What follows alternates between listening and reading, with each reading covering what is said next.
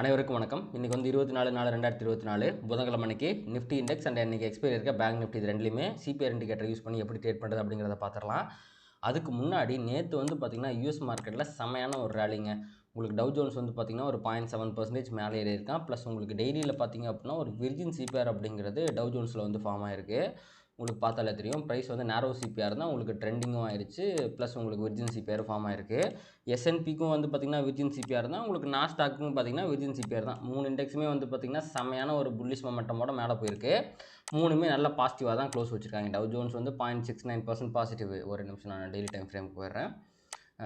நல்ல ஒரு pull back rally இருக்குது. அதே மாதிரி எஸ்என்பிலையும் வந்து பார்த்திங்கன்னா ஒரு 1.2% பாசிட்டிவ் நல்ல புல் பேக் ரேலி. அண்டு நாஸ்டாக்லேயுமே வந்து பார்த்திங்கன்னா 1.5% பாசிட்டிவ் ஒரு புல் பேக் ரேலி. நான் முன்னாடியே சொல்லியிருந்து ஒரு நல்ல சப்போர்ட்டாக இருக்கும் அப்படின்ட்டு. அதே மாதிரி சப்போர்ட்லேருந்து ப்ரைஸ் நல்லா ரிவர்சல் ஆகி மேலே போயிட்டுருக்கு. அண்ட் விக்ஸை பார்த்திங்க அப்படின்னா ஒரு 7% வந்து பார்த்திங்கன்னா கிராஷ் ஆகிடுச்சு. இதுவுமே வந்து ஒரு நல்ல பாசிட்டிவ் சைன் தான். ப்ரைஸ் மேலே போகும்போது விக்ஸ் கம்மியாகுது அப்படின்னா இது always positive for the market தான்.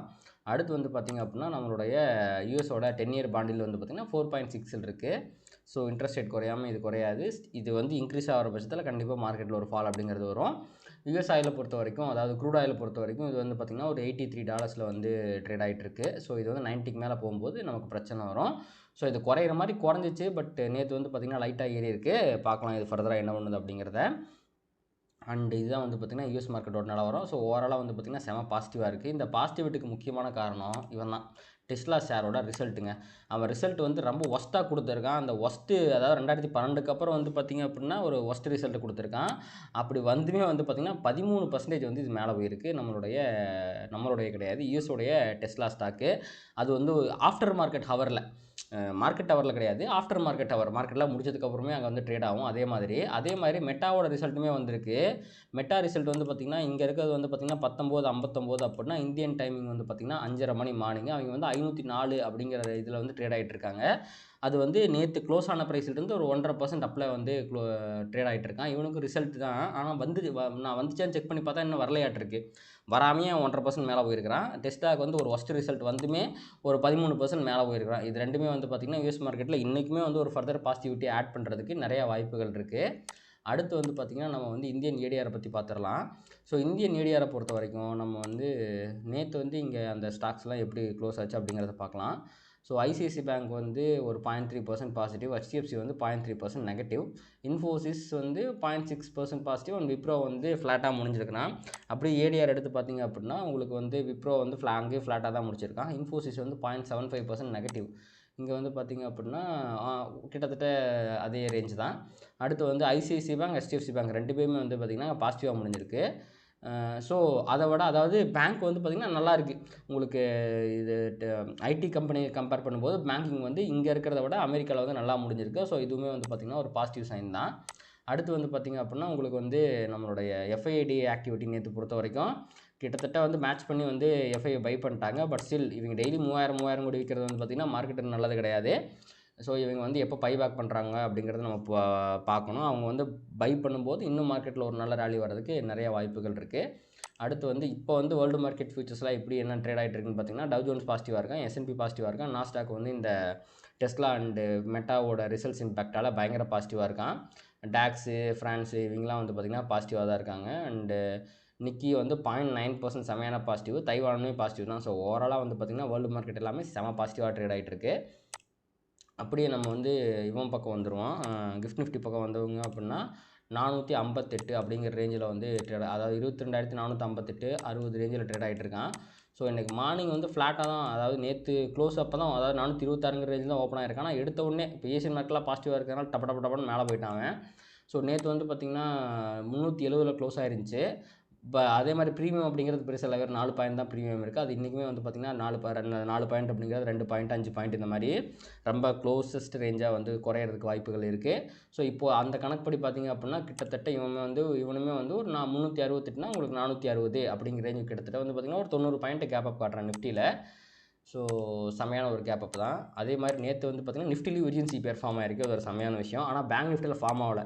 லைட்டாக கீழே வந்து தொட்டுட்டு போயிட்டான், செல்லமாக தட்டாங்கிற மாதிரி லைட்டாக வந்து இங்கே பாருங்கள் தொட்டுட்டு போயிட்டான். ஸோ அதனால் விர்ஜின் சிபிஆர் வந்து பேங்க் நிஃப்டியில் ஃபார்ம் ஆகலை. பட் நிஃப்டியில் வந்து விர்ஜின் சிபிஆர் ஃபார்ம் ஆகிருக்கு.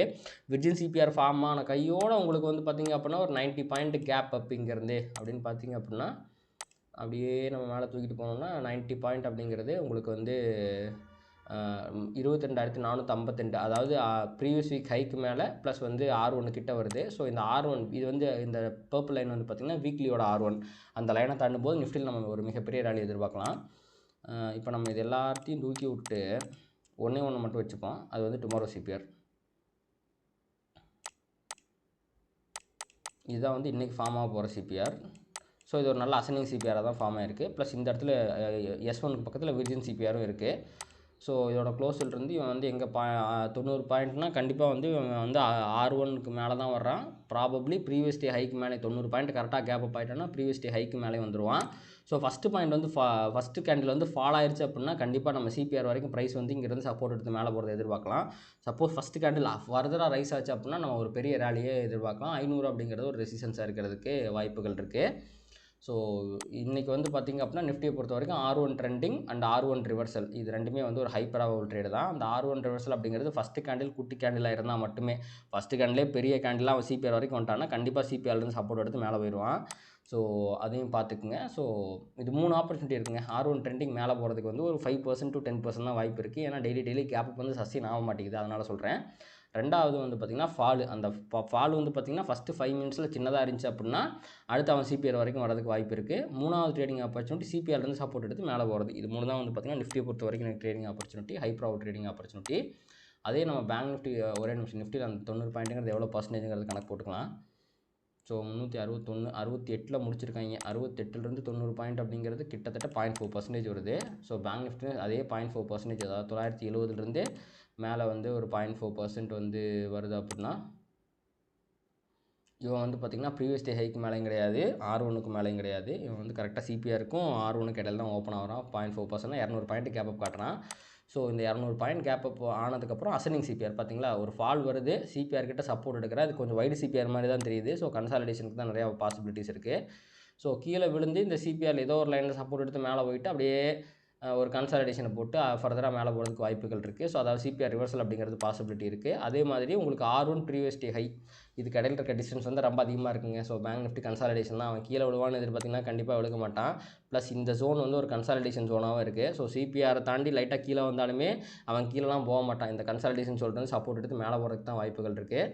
ஸோ மோஸ்ட்லி பேங்க் நிஃப்டியில் வந்து இந்த பை அண்ட் டிப்புங்கிற ஸ்ட்ராட்டஜி நீங்கள் யூஸ் பண்ணிங்கன்னா ரொம்ப எஃபெக்டிவாக இருக்கும்னு நினைக்கிறேன். மார்க்கெட் கீழே விழும்போது பை பண்ணுங்கள், மேலே போனவொடனே வந்து எக்ஸிட் ஆயிருங்க. ஏன்னா இன்றைக்கி பேங்க் நிஃப்டி ஒரு எக்ஸ்பைரி வழக்கமாக எல்லா எக்ஸ்பைரிலையும் சம்பவம் பண்ணிட்டுருக்காங்க. ஃபின் நிஃப்டி எக்ஸ்பைரி நேற்று கூட ஸ்டாப் லாஸ் ஸ்கிப் பண்ணதான் நான் கேள்விப்பட்டேன். ஸோ எக்ஸ்பைரியில் நீங்கள் செல்லராக இருந்தீங்க அப்படின்னா ரொம்ப நேரம் ஹோல்ட் பண்ணாதீங்க, பையராக இருந்தாலுமே ரொம்ப நேரம் ஹோல்ட் பண்ணாதீங்க. ஏன்னா செல்லருக்கு ஸ்கிப் ஆகும்போது பையருக்கும் ஸ்கிப் ஆகும். ஸோ அது மிகப்பெரிய பிரச்சனையில் கொண்டு போய் விட்டுரும்.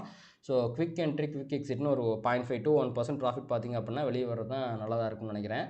ஸோ இதுலேயுமே வந்து பார்த்திங்கன்னா R1 ட்ரெண்டிங் வந்து வாய்ப்புகள் கிடையாது. சப்போஸ் மார்க்கெட் வந்து இப்போ R1 பக்கத்தில் போகுதுன்னா கண்டிப்பாக ரிவர்ஸில் எதிர்பார்க்கலாம் டுவர்ட்ஸ் சிபிஆர். அதே மாதிரி ப்ரைஸ் சிபிஆர் கிட்ட ஃபாலோ ஆகுது அப்படின்னா கண்டிப்பாக சிபிஆர்லேருந்து ரிவர்ஸ் ஆகி R1 வரைக்கும் ப்ரீவியஸ் டே ஹை வரைக்கும் போகிறதுக்கான வாய்ப்புகள் இருக்குது. ஸோ இந்த 2 ட்ரேடிங் ஆப்பர்ச்சுனிட்டி தான் வந்து பார்த்திங்கன்னா பேங்க் நிஃப்டியில் பார்க்குறேன். இன்கேஸ் பேங்க் நிஃப்டி வந்து அதையும் தாண்டி S1 வரைக்கும் ஃபாலோ ஆகுது அப்படின்னா கண்டிப்பாக S1லேருந்து ரிவர்ஸ் ஆயிரும். அப்போ இந்த 3 ட்ரேடிங் ஆப்பர்ச்சுனிட்டி வச்சுங்க பேங்க் நிஃப்டி பொறுத்த வரைக்கும். ஸோ இது 3 தான் பேங்க் நிஃப்டியில் ஹை ப்ராபபிள் ட்ரேடிங் ஆப்பர்ச்சுனிட்டிஸ். அப்படியே நம்ம வந்து பொசிஷன்லாம் அனலைஸ் பண்ணோம் அப்படின்னா நம்ம சொன்ன மாதிரியே மார்க்கெட் வந்து கன்சாலிடேட் தான் ஆகிட்டுருக்கு. பாஸ்ட் 2 டேஸாக வந்து கன்சாலிடேஷன் தான், கேப் அப் அப்படிங்கிறது சஸ்டெயின் ஆகிட்டுருக்கு பெரிய ஃபால் இல்லாமல்.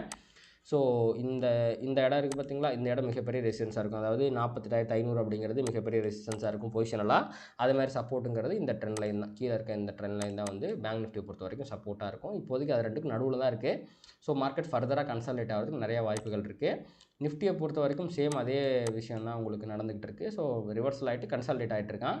ஸோ இவனுக்கு வந்து பார்த்திங்கன்னா இந்த கேப்பை ஃபில் பண்ணதுக்கப்புறம் 22,521 அப்புறம் ஒரு மிகப்பெரிய ரெசிஸ்டன்ஸ் இருக்கிறதுக்கு வாய்ப்பு இருக்குது. அதையும் தாண்டிடுச்சு அப்படின்னா மேலே இருக்க இந்த ட்ரெண்ட் லைன் தான் ரெசிஸ்டன்ஸாக இருக்கும், கீழே இருக்கிற இந்த ட்ரெண்ட் லைன் தான் வந்து சப்போர்ட்டாக இருக்கும். ஸோ இப்போதைக்கு நான் நிஃப்டிலையுமே கன்சாலிடேஷன் தான் எதிர்பார்க்குறேன்.